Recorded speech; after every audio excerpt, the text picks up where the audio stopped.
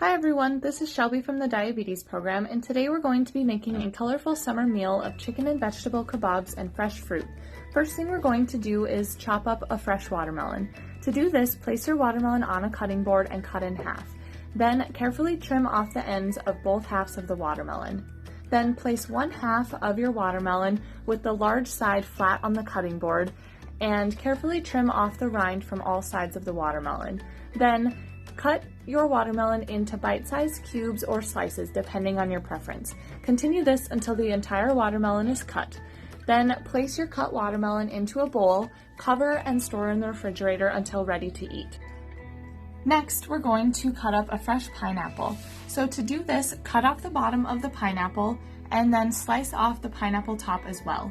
Then stand your pineapple upright on a cutting board and carefully trim off the thick skin starting from the top to the bottom. Continue this around the whole pineapple until all of the skin is removed. Then cut your pineapple in half and cut each half in half.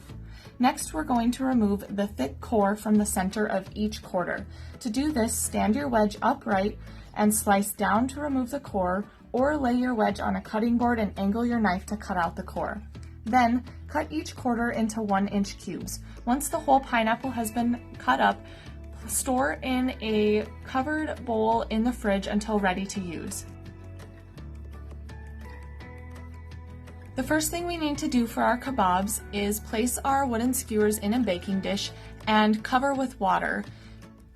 Soak the wooden skewers in the water for at least an hour. This helps prevent them from burning when we cook them.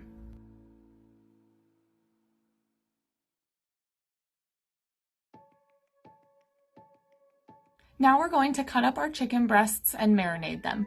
So to do this, cut your chicken breasts into bite-size or 1-inch cubes. When doing this, aim to keep each piece in approximately the same size. That way they cook at the same time.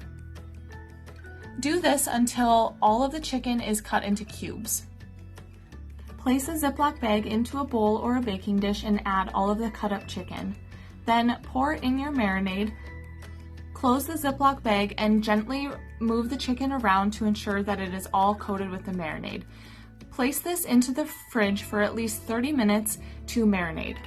Now we're going to prepare our vegetables. Cut your mushrooms in half or leave whole if they are small. Then take a fresh zucchini, trim off the ends, and cut the zucchini into 1 to 1.5 inch slices. Then cut each slice of zucchini in half.